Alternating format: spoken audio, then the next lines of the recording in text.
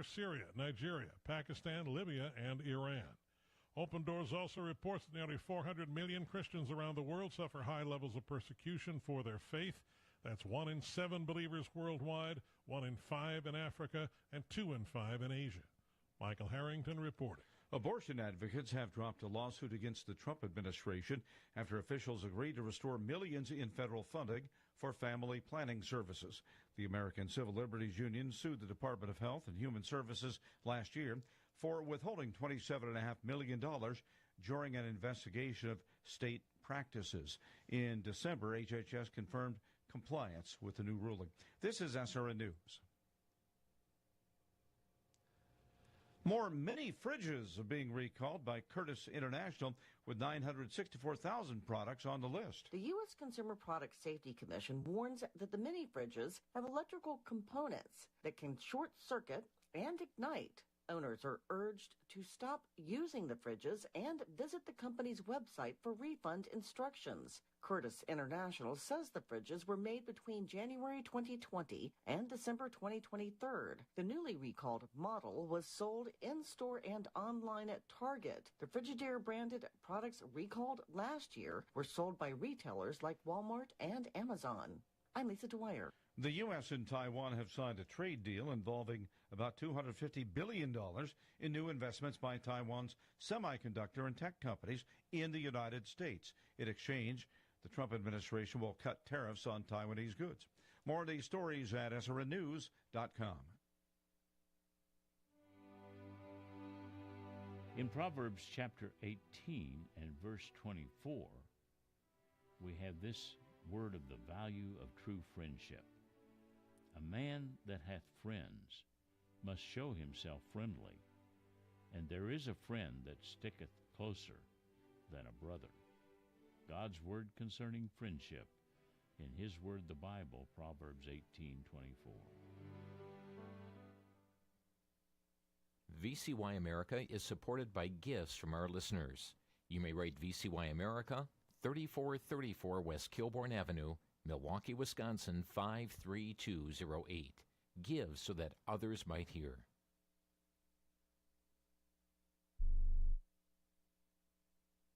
VCY America is on the air. KVCX Gregory, WVIW Bridgeport. Online at vcyamerica.org. History was made on today's date. Stay tuned for an American Minute with Bill Federer. Thomas Jefferson had it commemorated on his tombstone, along with the Declaration of Independence. What was it? It was Jefferson's Articles of Religious Freedom, passed this day, January 16, 1786, in the Virginia Assembly.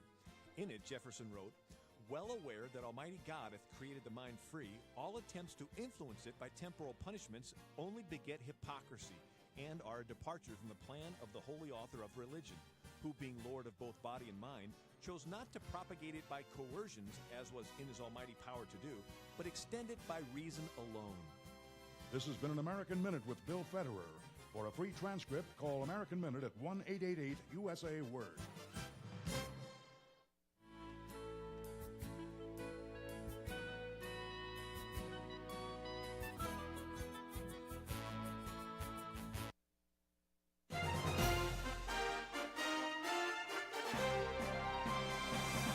VCY America presents Crosstalk, a nationwide call-in program discussing issues that have an effect on our families, our communities, our churches, our nation, and our world. Crosstalk, an opportunity for you to voice your concerns for biblical principles. And now live by satellite and around the world on the internet at vcyamerica.org. Here is today's Crosstalk. And friends, thank you for joining us on Crosstalk here on VCY America. It's our Friday news roundup and comment. We've got so many stories, so many issues that are breaking not only here across the United States, but around the world as well. First of all, a guest on our program here as we get started, Congressman Tom Tiffany with us today on the broadcast. He represents Wisconsin's 7th Congressional District, first elected to Congress in a special election in 2020, and has served since. He sits on the House Committee on Natural Resources and the House Committee on the Judiciary. Also announced his candidacy for the governor of Wisconsin. And Congressman, thank you for joining us. Jim. It's a real pleasure to join you today. So, Congressman Tiffany, the House just recently passed. Yesterday, the Senate cleared a three-bill spending package. I know that's only half of the appropriation bills necessary, and there's concern that we might be facing another government shutdown in just a couple of weeks on January 30th. Your thoughts on where things stand right now? Well, we hope that doesn't happen. It doesn't have to happen. It's really going to be the choice of Chuck Schumer and the Democrats of whether that is going to happen. And but we diligently keep working through these appropriations bill. There's 12 in total, and like you said, we're about halfway through. I think most of them, there's pretty good agreement to be able to get that done, but we got one or two that are hanging out there yet that maybe they end up being, maybe there ends up being one more continuing resolution. But whether the government shuts down or not is going to be the choice of the Democrats, because we're steadily working through it as the Republican majorities. Mm-hmm. And I guess one of the more contentious funding bills, it deals with the funding of the Department of Homeland Security. You're well aware what's happening across the country right now with Immigration and Customs Enforcement. The question is, can this get done? For instance, I see the Daily Caller is reporting on the other side of the aisle in the House here, Representative Ilhan Omar, and nearly saying that she and nearly 100 of her colleagues are vowing to defund ICE and Customs and Border Protection. I thought, isn't that how we got into this mess to begin with? Not allowing our agents to do their job? Yeah, that's exactly right. And so they view it as a political winner at this point, so they're going to do whatever they can. And plus their base insists on it. I mean, you have this hard left, small cadre of the Democrat base, call it the progressive left, that they want to fight, and they want to fight every single day. And one of the hills they'll die on is that that the United States should have open borders and no one should ever have to leave the country. And you mentioned Ilhan Omar. I mean, part of the reason for the troubles in Minneapolis is the billions of dollars. The U.S. Attorney's Office estimates it could be as much as $9 billion that has been bilked from the taxpayers of Minnesota and the United States that have been sent to places like Somalia fraudulently under the guise of daycare programs, even autism programs they're defrauding. And that's what started all this trouble to begin with in Minnesota. And you have people like Omar and Governor Walz, Mayor Fry in Minneapolis, that they want to stand up for the lawbreakers. Mm-hmm. And I'd like you to further comment about what we see unfolding in Minneapolis. We've had an influx of the Immigration and Customs Enforcement agents, ICE, that has come into Minneapolis. You've seen the riots. You've seen the mayhem, the threats against ICE. Your overall comments on what's unfolding in Minneapolis? Yeah, so my district abuts the Twin Cities. Hudson, Wisconsin, far western Wisconsin is in my district, only about 20 miles from Minneapolis. So my constituents see this very clearly. Many of them work in the Twin Cities. And this is all part of the failure of two once great cities, Minneapolis and St. Paul. Their decline is precipitous. I grew up in the shadow of the Twin Cities in western Wisconsin. Always two great cities, but they have fallen so far. And it's because this lawlessness has been allowed to happen by Democrats. And as I mentioned, you have the fraud that's been going on. But remember what's at the very heart of this, and that is the 10 million people that came in illegally in the previous 4 years. Some of them coming from places like Venezuela, where they emptied their prisons. You know that there's many lawbreakers that came into our country. It's the job of Immigration and Customs Enforcement to remove those people. They're statutorily required to. And yet you have the leadership in Minnesota that is defending the lawbreakers rather than insisting that they leave the country. And if I could just say one further thing, Jim, you notice most places around America are not having that trouble. There's a few places like Minneapolis and Los Angeles and Chicago that have chosen to make this a big deal. ICE has been working throughout the United States to remove people that are here illegally, oftentimes have committed violent crimes, either in their home country or the United States, and it happens seamlessly. It's just in these places that are insisting that they want to they, in effect, want to break the law as the political leaders of their jurisdiction. We're talking right now with Congressman Tom Tiffany, who represents Wisconsin's 7th Congressional District.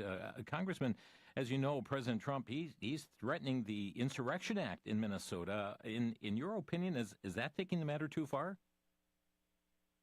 There's no reason for it to come to that. All that has to happen is Governor Walz and Mayor Frey need to follow the law. I mean, it is federal law. And to a certain extent, I mean, this harkens back to the Confederacy, where they're making the same arguments, they being Walz and Mayor Frey, they're making the same arguments the Confederates did back in the 1850s. So it's the strangest thing. And even our governor, a very liberal governor here in Wisconsin, has backed off from this whole notion that you can't follow federal law. This is federal law. It needs to be enforced. The people voted for it in November of 2024. You're running for governor in Wisconsin here, and you just referenced the current governor, Tony Evers, and as it relates to the Immigration and Customs Enforcement, he said he's making preparations for ICE and that he's worried about the thousands of those who are here in Wisconsin illegally. How, as governor, would your response be different?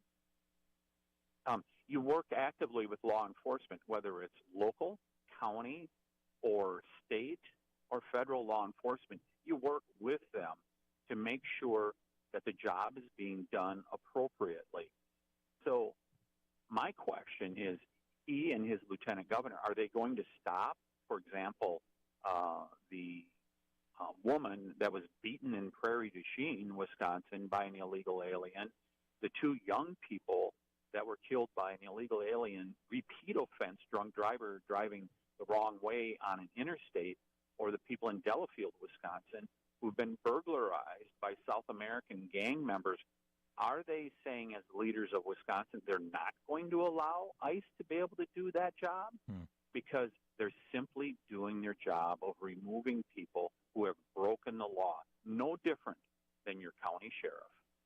Yeah, there's been a whole lot of attention that's sparked this in Minnesota. You pointed it out, the whole matter of the food stamp fraud. What actions need to be taken to get to the bottom of this, especially in light of now we have a federal judge just Wednesday that blocked the Trump administration from imposing new fraud controls on Minnesota's food stamps. And we're told what's going on in Minnesota is maybe the tip of the iceberg and pointing out other states where this fraud is taking place. How do we get to the bottom of this? How do we right this ship? I think that is correct, that the fraud is happening all over the country, not just in blue states, though it's the worst in blue states. California is, I think we're going to find out, is the white whale of fraud that is going on. But we need to get get it under control. What's going to happen is, like so many other court cases, where you have these rogue judges that make these rulings that make no sense. It'll be appealed by the administration, and they're going to win at the appellate or Supreme Court level. There is no reason why the Trump administration should not be able to eliminate fraud and abuse. And think about how bad it was in Minnesota. It's been in Minnesota. The Somalis in Minneapolis, which there's a significant population, they have been sending money back literally in suitcases to Somalia that has been stolen from the taxpayers via fraudulent means, from programs like food programs, housing, even autism programs they've used to bilk the taxpayer. This has been going on all over America, and it needs to stop, and the Trump administration, to their credit, is attempting to do that. Are you concerned by what appears to be the abolishment of the rule of law, the vigilantism that's taken place in cities across this country?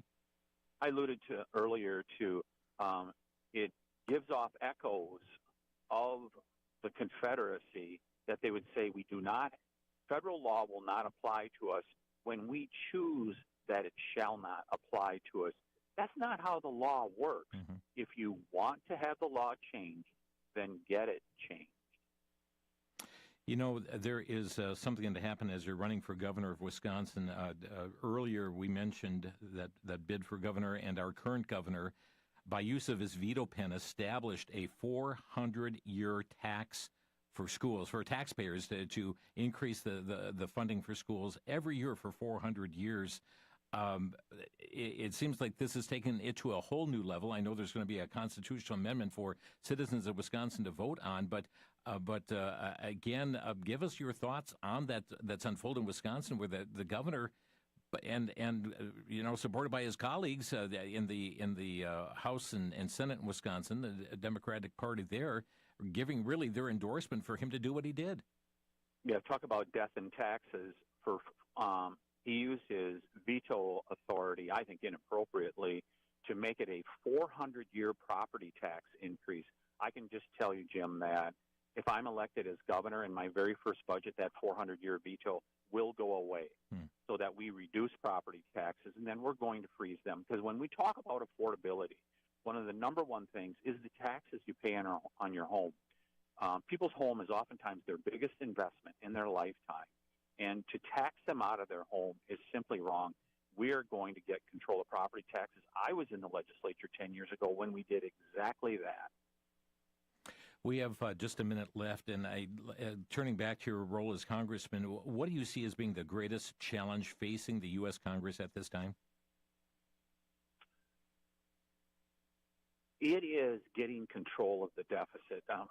At least for me, it is. It's when I was first elected to the state legislature in Wisconsin, we had a $3 billion deficit, and I made it my mission to help fix that, and we did that.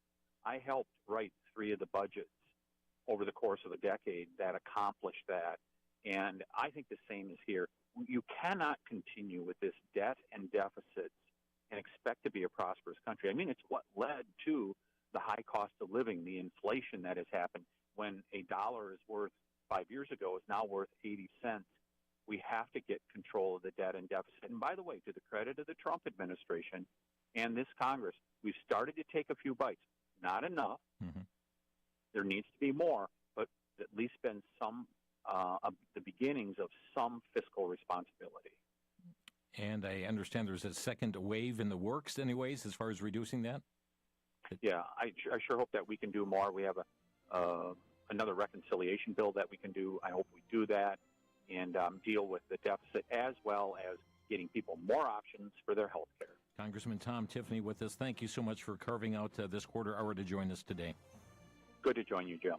And friends, Congressman Tom Tiffany represents Wisconsin's 7th Congressional District, running for governor in the state of Wisconsin. We'll be back in 1 minute. You're listening to Crosstalk on the VCY American Network. Back to Genesis with Dr. John Morris, scientist and president of the Institute for Creation Research. Dr. Morris, does evolution ever go backwards or reverse itself? Chris, I don't think evolution occurs at all. God created each basic category of life. They may have varied, but this is not evolution. For evolution, you have to have new genes, new traits, new body parts, not just variety of the old. Sometimes evolutionists claim that evolution reverses itself and goes backwards. For instance, some are now claiming that the chimps, which are basically tree dwellers, descended from a missing link which walked upright, therefore backwards evolution. Chris, I think this is just as wrong as evolution in general is wrong. The evidence supports the biblical truth that man and apes are separate. There's variety among both, but they did not have a common ancestor. And that's just what we read when we go back to Genesis. Thanks, Dr. Morris. For more on creation, visit our website at www.icr.org.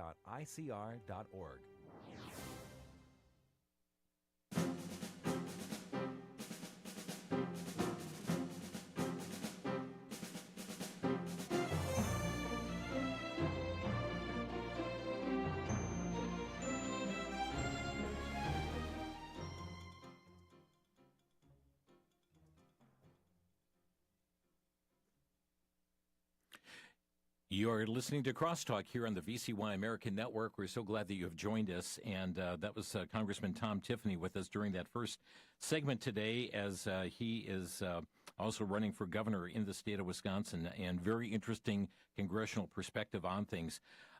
As we continue on with our news roundup, from the New York Post, Iran has issued a sickening threat against President Trump, broadcasting a picture of the commander-in-chief during the 2024 Butler rally assassination attempt with the words, "This time it will not miss the target." the ominous warning that was aired on Iranian state-run television. It marks Tehran's most direct threat yet against President Trump, following his repeated threats that the U.S. will strike the country if it continues its brutal crackdown on anti-government protesters. Iran has made threats to kill President Trump in the past, including a 2022 video posted by the regime depicting an assassination attempt on the president at his Mar-a-Lago golf course prior to the 2024 election.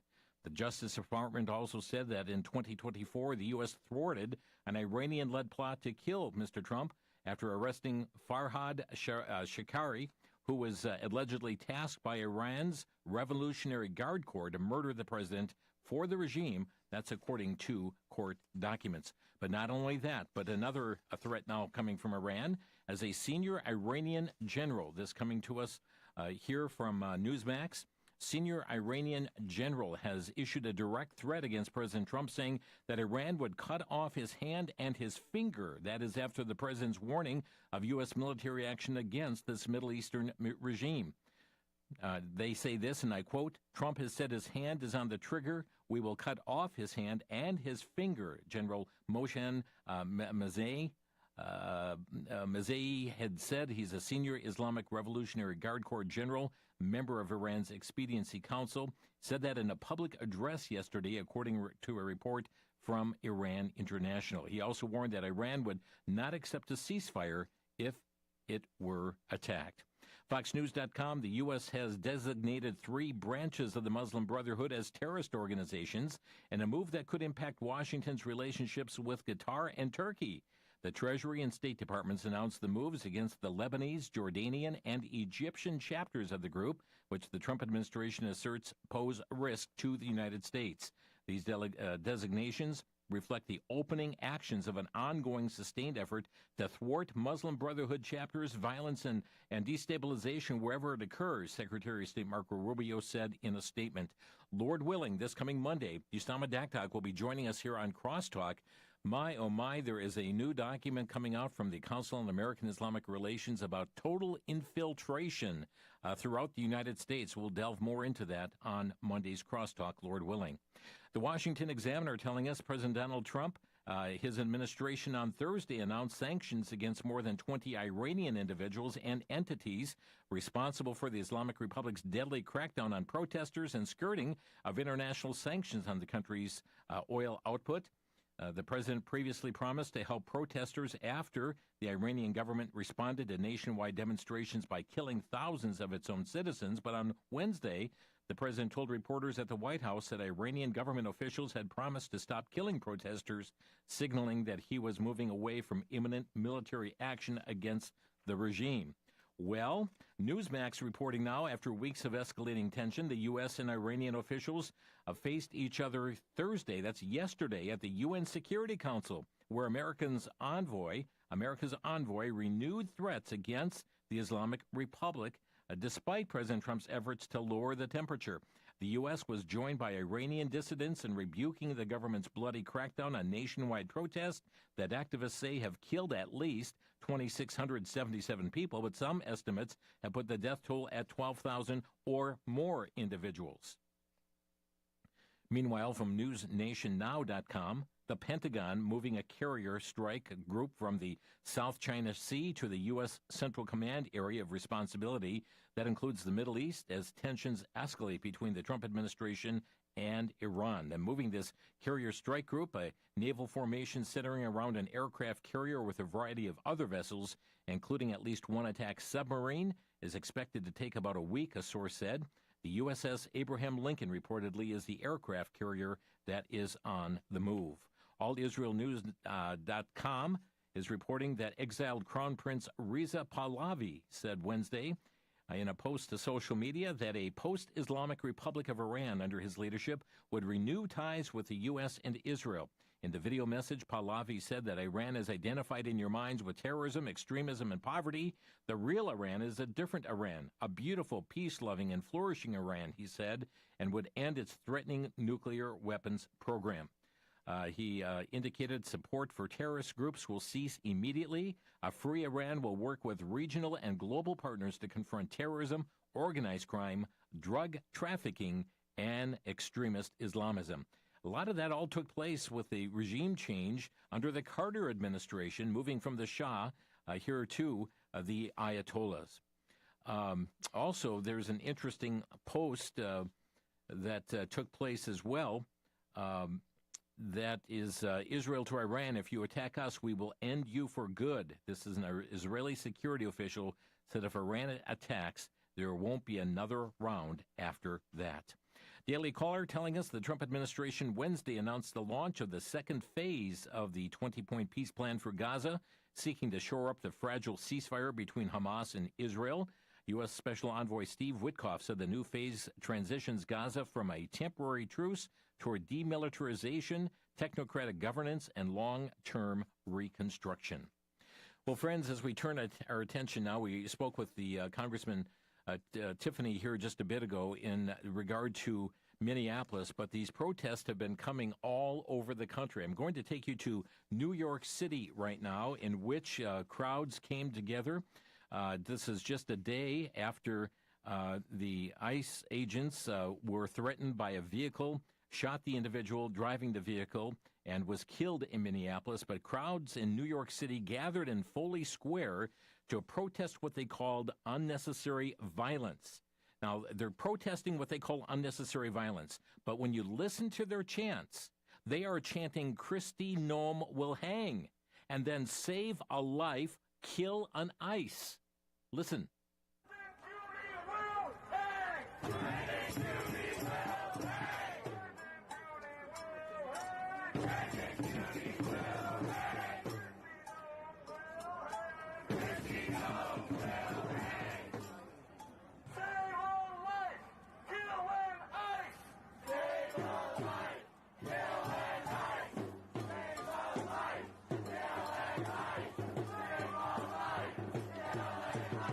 Sound like mostly peaceful protests to you folks taking place in New York City and other places across the country. Save a life, kill an ICE. And now we have also this coming, Governor Walz of Minnesota. He addressed his state just a couple nights ago, encouraging residents really to track, harass ICE agents who are enforcing our immigration laws. I mean, he's telling them, get out your phones and film this. Here's Governor Walz. Help us establish a record of exactly what's happening in our communities. You have an absolute right to peacefully film ICE agents as they conduct these activities. So carry your phone with you at all times. And if you see these ICE agents in your neighborhood, take out that phone and hit record. Help us create a database of the atrocities against Minnesotans, not just to establish a record for posterity, but to bank evidence for future prosecution. Yeah, peaceful. Have you seen these peaceful putting out of these phones as agitators are there to come against the ICE officials? It is staggering to see what is taking place. Pamela Geller advised that 4 articles of impeachment just filed against Tim Walz in the Minnesota House. Number 1, allowed massive fraud despite being warned. Number 2, engaged in the cover-up. Number 3, let agencies keep running with 0 new safeguards. And number 4, ignored safeguards and failed to force compliance with the anti-fraud rules. He nearly became the nation's vice president, has been brought up on 4 articles of impeachment, having already suspended his campaign for re-election. This, though, a stunning development. From FoxNews.com, Homeland Security Secretary Kristi Noem fired back at Democrats on Sunday amid an Illinois lawmaker's push to impeach her following this deadly ICE shooting in Minneapolis last week. Noem also blasted Democrats for allegedly using the death of Renee Nicole Good, who was fatally shot by an ICE officer after accelerating a vehicle toward him last week to divide the country and push an agenda she says that would undermine freedom and liberties. Also, we understand from WND.com that there have been those who have exploded, all these protesters exploding over the situation that developed in Minneapolis, where an anti-ICE protester involved herself in a situation involving illegal immigration and federal officers, and according to videos was told to get out of her vehicle, but instead drove at a federal officer. Well, he appears to have been struck by the vehicle, and he responded with multiple shots that killed Renee Good, but under state law, that's exactly the right precedent. Minnesota law. cited was Minnesota Law 609.066 that allows deadly force by officers if they see a life-threatening danger. From the Western Journal, the ICE enforcement agent injured during last week's fatal shooting of Renee Good suffered internal bleeding, according to officials. The agent, veteran Jonathan Ross, was struck by Good's vehicle during the Minneapolis incident. Those officials said Ross experienced internal bleeding in his torso following the encounter. The extent of the bleeding was not immediately clear, according to the report. Also coming to us from the Washington Times, the Department of Homeland Security has challenged Tim Walz to start cooperating with ICE to turn over illegal immigrants with criminal records from his prison jails, saying he's released hundreds of them back out onto the streets over the past year. No wonder why there's so much mayhem. DHS said nearly 470 were released since President Trump took office, and the department said Minnesota is holding more than 1,360 others known who are subject to a deportation detainer. They're saying you need to detain those for us. Daily Caller is reporting the Department of Homeland Security said Wednesday that an agent from the U.S. Immigration and Customs Enforcement shot an illegal immigrant from Venezuela after being ambushed. DHS said the illegal immigrant who had been released into the U.S. by the Biden administration in 2022 tried to flee from the agents.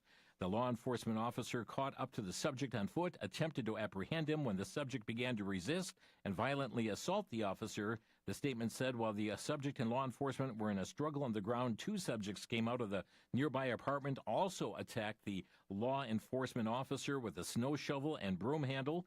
As the officer was being ambushed and attacked by the two individuals, the original subject got loose, began striking the officer with a shovel or broomstick, the statement continued. Fearing for his life and safety as he was being ambushed by three individuals, the officer fired a defensive shot to defend his life. The initial subject was hit in the leg.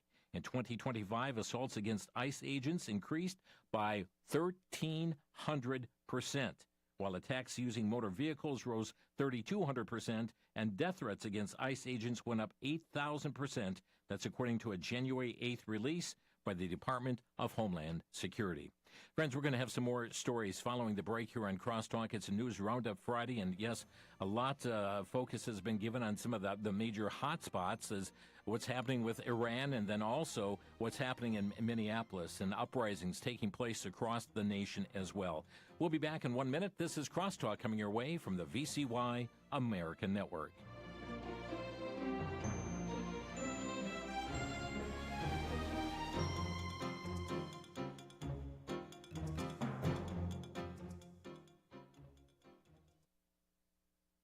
When it comes to eternity, most people assume they will go to heaven thinking their good deeds will outweigh their bad and God will allow them entrance. At most funerals, people will console one another saying they are in a better place. But how do you know that? How do you know if you will be in a better place? In the book, Are You Going to a Better Place?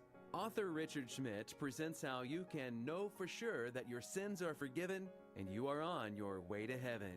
See, after you die, there will be no negotiation with God. The scriptures provide the one way today that God's justice can be satisfied, guaranteeing that you will be in an eternal dwelling place with Him. One copy of this book is available for a donation of $10, 3 copies for $25, or 5 copies for a donation of $35.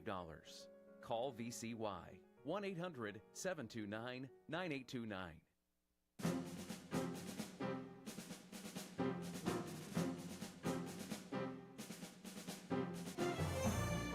Friends, more and more as we go through these News Roundup Fridays, we see all that's unfolding through the course of a week. It just really, really looks like we are approaching the times of Noah, where every man did evil continuously. The violence was on the increase, and people followed after the imaginations of their hearts. And when you see there are those who are agitating these crowds and again calling with these chants on hanging Kristi Noem and to kill an ICE agent, it is just off the charts. Well, a lot of this beginning, of course, with the what was revealed by a YouTuber dealing with a fraud in the Somali daycare centers, etc., in Somali neighborhoods in Minneapolis area. And Ilhan Omar was recently on CBS, I believe it was this past Sunday, brushing aside this Somali fraud scandal, saying it's Trump, she said, trying to create fear. Here's just a brief excerpt from her interview on CBS. Treasury Secretary Bessent called Minnesota ground zero for what may be the most egregious welfare scam in our nation's history to date. 85 of the 98 people who were charged by the Justice Department with this welfare scheme are Somali. And you know this. The Treasury Secretary is probing whether any of the money was somehow funneled outside the country. He actually issued new standards. He's going to make it make someone disclose if they receive public assistance when they try to wire money out of the country, and he's lowered the bar for suspicious activity. What is the practical impact of doing that in the community? It's just creating fear. What they are doing is creating confusion, chaos, trying to intimidate people from being able to exercise their regular, normal activities that they would. There is no justification in any of the things that they say. The 87 people that you've described as being investigated, many of them adjudicated, all happened under the Biden administration. There is no justification for this search. We know that ICE has the ability to conduct raids. Yeah. There is no reason to have over 2,000 people coming in to our city and creating the level of terror that they have created. Well, the administration argues that they have to do it because the state failed to, right? The federal government and the state have been working peacefully together and have brought justice to these 87 people that you've described. You know, it's really amazing here to see what's going on, and the agents are the ones causing the terror. And when we realize, I have seen some of the charts and stats that have come from Department of Homeland Security regarding the things that such individuals have been charged with and taken off the streets. It is astounding. The assaults that have been taking place, the issue of not just physical assaults but sexual assaults and many heinous crimes that have been committed. And what's interesting is this conversation, so to speak, the rhetoric heating up across the nation, where we have the sheriff of Philadelphia, Rochelle, I believe it's Bilal, but she's a Muslim convert, and she appeared alongside the pro-crime Soros DA Larry Krasner to bluster about fighting any efforts at federal immigration law enforcement. She ranted incoherently that ICE was fake and wannabe law enforcement and threatened if they want to come in this city and commit a crime, you will not be able to hide. Nobody will whisk you off.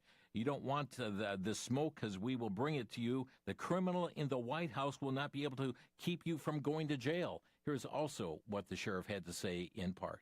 And so we stand here today with all those who stand against the made-up, fake, what you can call ICE, professional law enforcement. I don't call them none of that. Because when you do it there, you're getting arrested. If you're going to do it there, you're going to get arrested. And interesting comment there. Let's also go back to the White House, where we have the White House press secretary, Carolyn Leavitt, turned the tables on a leftist journalist in the White House briefing just yesterday. Here's what happened. How does that equate to them doing everything correctly? Why was Renee Good unfortunately and tragically killed? Are you asking me my opinion? Because an ICE agent acted recklessly and killed her unjustifiably. Oh, okay. So you're a biased reporter with a left-wing opinion. What do you want me to do? Yeah, because you're a left-wing hack. You're not a reporter. You're posing in this room as a journalist. And it's so clear by the premise of your question. And you and the people in the media who have such biases but fake like you're a journalist, you shouldn't even be sitting in that seat. But you're pretending like you're a journalist, but you're a left-wing activist. And the question that you just raised and your answer proves your bias. You should be reporting on the facts. You should be reporting on the cases. Do you have the numbers of how many American citizens were killed at the hands of illegal aliens who ICE is trying to remove from this country? I bet you don't. I bet you didn't even read up on those stories. I bet you never even read about Laken Riley or Jocelyn Nungray or all of the innocent Americans who were killed at the hands of illegal aliens in this country. And the brave men and women of ICE are doing everything in their power to remove those heinous individuals and make our communities safer. And shame on people like you in the media who have a crooked view and have a biased view and pretend like you're a real honest journalist. That happened yesterday in the White House. From the Free Beacon, when the Trump administration sent some 2,000 immigration agents to the Twin Cities area, they were met by activists who trailed their movements, harassed them outside their hotels. Activists are members of radical groups that together have received millions of dollars from the left's premier foundations and dark money networks, reports the Free Beacon. They include George Soros's Open Society Foundations, they report, the Ford Foundation, the Tides Foundation, and the 1630 Fund, a Washington Free Beacon review found. At the center of the unrest is the Sunrise Movement, a left-wing group founded to fight climate change. Sunrise is bankrolled by a who's who of deep-pocketed left-wing organization. Open Society Foundations has sent it $2 million since 2019. The Ford Foundation contributed $150,000. The MacArthur Foundation, the 12th largest private charity in America, gave $250,000 in 2024. Sunrise Twin Cities has collaborated with 2 other local groups to drive anti-ICE demonstrations. Unidos Minnesota and Defend the 612. Also interesting to see that funding behind all of this. From the Geller report, Pamela Geller says that during the riots in Minneapolis, protesters have forced open a weapons locker in a federal vehicle, stealing a rifle and ammunition before fleeing in a black Ford Taurus with, and she identifies the license plate. Video footage captured in the thief's face, including a man with facial tattoos and the getaway vehicle details that were forwarded to the FBI for identification. Some reports indicate additional theft of sensitive documents containing DHS agent information. The violent unrest surrounding ICE operations, particularly in Minneapolis, is not a spontaneous grassroots protest, but a coordinated political campaign designed to delegitimize federal immigration enforcement and provide confrontation. From townhall.com, anti-ICE activists have been distributing tire-deflating devices and instructions to their fellow agitators in Minneapolis in hopes of hindering immigration enforcement operations in the city, a local politician revealed. The devices are 3D-printed tire drainers distributed in a neighborhood near the University of Minnesota with attached instructions and a link to the design file. From NewsNationNow.com, as we mentioned earlier with Congressman Tiffany, President Trump yesterday threatened to use the Insurrection Act in Minnesota as tensions escalated after another shooting involved of a federal officer. And if the corrupt politicians, this is a writing that he put on social media, he said if the corrupt politicians of Minnesota don't obey the law and stop the professional agitators and insurrectionists from attacking the patriots of ICE who are only trying to do their job, I will institute the Insurrection Act, which many presidents have done before me, and quickly put an end to the travesty that is taking place in that once great state. End of quote from President Trump. Well, another story here from WND.com, with Minneapolis remaining ground zero for anti-ICE attacks in the wake of the killing of leftist activist Renee Good by an ICE officer last week. There are now reports that up to 70 city police officers are now seeking paid leave as morale is said to be at an all-time low. We're hearing from multiple sources that dozens of police officers, 60 to 70 so far, have turned in paperwork for Minnesota's new paid leave program, reports Liz Collin of Alpha News. It allows up to 20 weeks of paid leave for personnel or family reasons, for personal or family reasons, and comes at a time when morale is said to be at an all-time low. On January 7th, David Titus of the Minnesota Police and Peace Officers Association said, quote, irresponsible rhetoric from political leaders attacking law enforcement has real and dangerous consequences for officers on the street. When officers are vilified, demonized, or used as political props, it adds hostility, emboldens bad actors, and puts lives directly at risk. Let's see, from the Daily Signal, while a massive welfare fraud scandal in Minnesota has garnered national attention, lawmakers are poised to examine new ways to prevent long-standing fraudulent use of tax dollars before it happens. The federal government loses between $231 billion and $521 billion in taxpayer dollars each year to fraud. That's according to the Government Accountability Office. Sessions said a key problem in preventing fraud has been the pay-and-chase method, meaning that the government detects fraud and after it pays out the benefits, then pursues the money. The name of the game is to stop the fraud before it starts, because once the money is paid out, it's almost impossible to get it back, Sessions said. Okay, from the Headline News USA, it's not just Somali nationals in Minnesota who've been charged in a wide-scale scheme to defraud taxpayer-funded federal welfare programs. Haitian and Yemeni immigrants have also been charged with stealing tens of millions of dollars from the SNAP, that's the Supplemental Nutrition Assistance Program, during the Biden administration. And Washington Stand reporting the ongoing federal funds fraud scandal that is continuing to develop in Minnesota. It expanded Monday as the U.S. Department of Housing and Urban Development announced that over $84 million in taxpayer dollars meant for housing assistance for the poor was illegally obtained by fraudsters. The HUD investigation found that in fiscal year 2024, under the Biden administration, the agency distributed $84.6 million in potentially erroneous payments, including almost $500,000 to 509 deceased tenants. In addition, approximately $246,000 was dispersed to 20 individuals without Social Security numbers, indicating that they were likely non-citizens. And SlayNews.com reporting the House Oversight Committee Chair James Comer revealed that radical Democrat Representative Ilhan Omar is a lead suspect in the sweeping investigations into Somali-led fraud involving taxpayer-funded daycare and health care programs in Minnesota. According to Comer, Omar sits at the top of the suspect list. Any members of Congress that's getting any money unethically or illegally, that's an ethics committee, and it's bipartisan, Comer said. It's an equal number of Republicans and Democrats, and that's the committee that's supposed to investigate members of Congress. And Western Journal telling us that the Trump administration is ending temporary protected status for Somalians in the United States. TPS allows individuals from a country where war or other forms of unrest are taking place to remain in the U.S. when they would not be eligible to be admitted through other immigration programs. Well, the Department of Homeland Security said TPS for this group will end on March the 17th. And FoxNews.com reporting President Trump saying starting February 1st, we're not making any payments to sanctuary states or cities having sanctuary cities, cities or sanctuary states that do everything possible to protect criminals at the expense of the American citizens, and it breeds fraud and crime and all that other problems that come. So we're not making any payments to anybody that supports sanctuary, he said.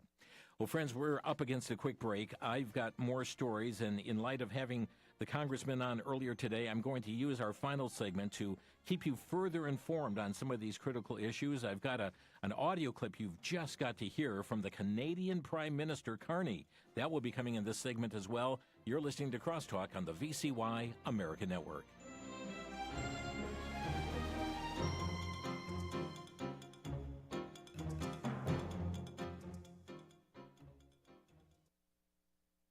For the Worldview Report, I'm Brandon House. Our website's worldviewtube.com. And I challenge you for 2026 to study with me or on your own the book of Daniel. On Sunday night, I started my verse-by-verse study through the book of Daniel. We just finished up Revelation after a year and a half. Daniel is such a wonderful book. Not only is it the foundation for Revelation, but Daniel is confronting many things we confront today, such as living for God in a pagan culture. How about persecution?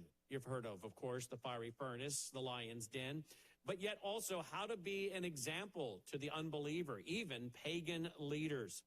The book of Daniel is one of the most attacked books because of predictive prophecy. The experts, so-called, want to bring it 400 years into the future to say that it's history, not predictive prophecy. But we know that it was written before the events occurred, showing the supernatural nature of God's word. This year, study, will you, the book of Daniel. I'm Brandon House.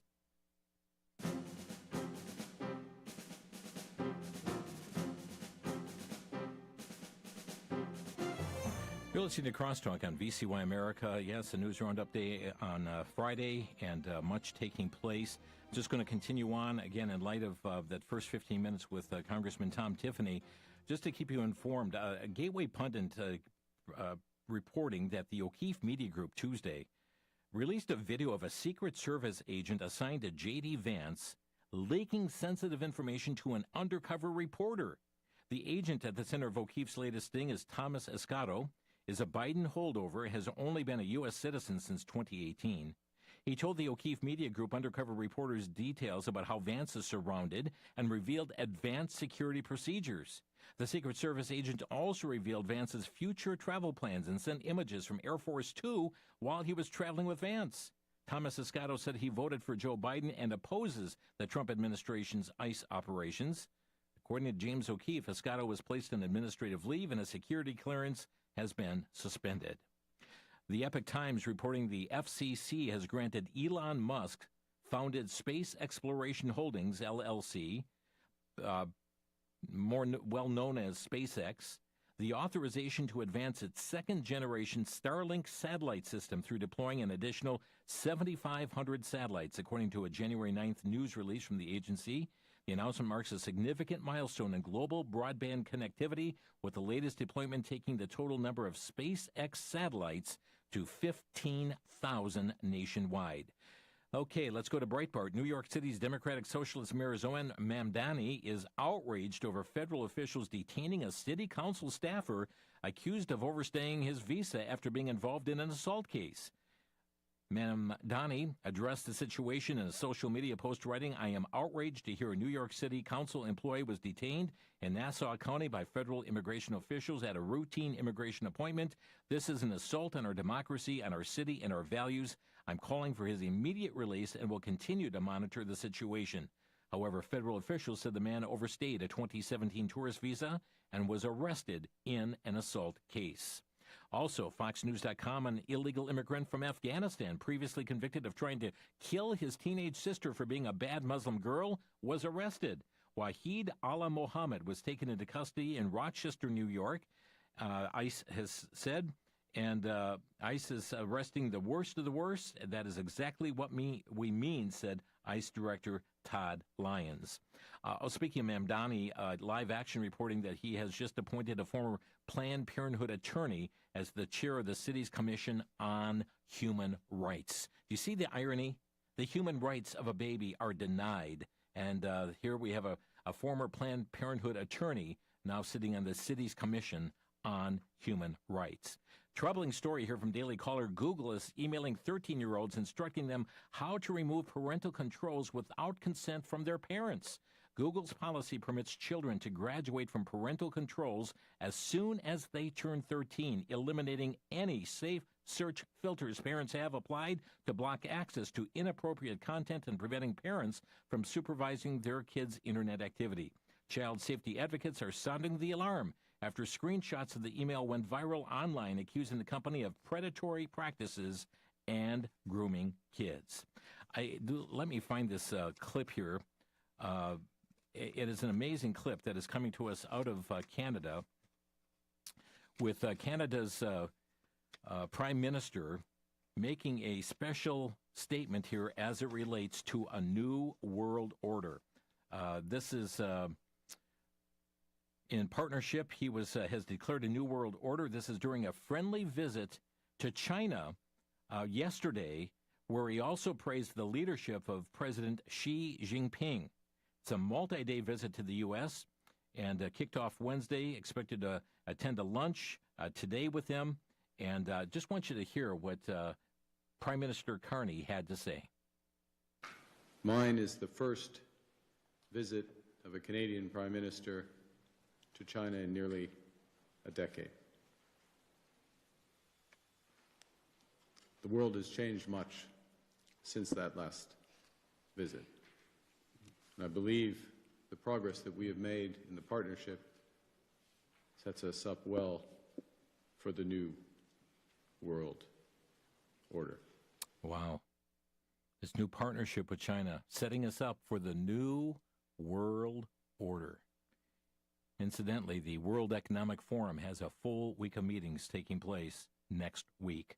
From the Free Beacon, Kamala Harris warned in 2023 that to live in a coastal community is to live on the front lines of the climate crisis. Well, the failed presidential candidate reporting for duty now, she and her husband, Doug Emhoff, have just purchased an $8 million oceanside mansion in Malibu. Let me also say House Oversight Committee preparing to hold the Clintons in contempt after they have refused to testify in the congressional probe into Jeffrey Epstein. That's taking place. Pennsylvania, This is from the Daily Caller. Pennsylvania saw a meteorite-type rise in the number of adolescents receiving puberty blockers through an insurance billing code, currently being investigated under the Trump administration on fraud suspicions. They're talking about the skyrocketing numbers of young people that are getting so-called gender-affirming care and billing the insurance coverage for sex-rejecting interventions. Also, Saskatchewan, Canada, LifeSiteNews.com government data has revealed that irreversible gender transitioning surgeries skyrocketing the past 5 years in Saskatchewan. San Antonio, Texas, unbelievable. They are trying to skirt Governor Abbott, find a loophole. A city of San Antonio is planning to spend $170,000 of its public works budget to scrub the rainbow paint from crosswalks and then paint LGBT-themed rainbow sidewalks, prompting backlash from conservatives, including council members. Michael Rendon, a member of San Antonio's LGBTQ advisory board, recently told KSAT 12 that the city will be painting trans flags on the sidewalks as well. And ConservativeDailyNews.com reporting CBS News has abandoned a pro-transgender style guide and will adopt the term biological sex going forward. The senior director of standards and practices wrote in a memo on Tuesday. And female prisoners being punished for reporting rapes by transgender men, reports LifeSiteNews.com. It's a report on the Hill investigating journalist and mental health professional that detailed the horror showing unfolding in Americans' women's prisons where trans-identifying violent male inmates have their way with female inmates who cannot escape. Well, friends, I still have more stories here. We are out of time. We thank you for joining us here today on this News Roundup and Comments. This world is in need of Jesus.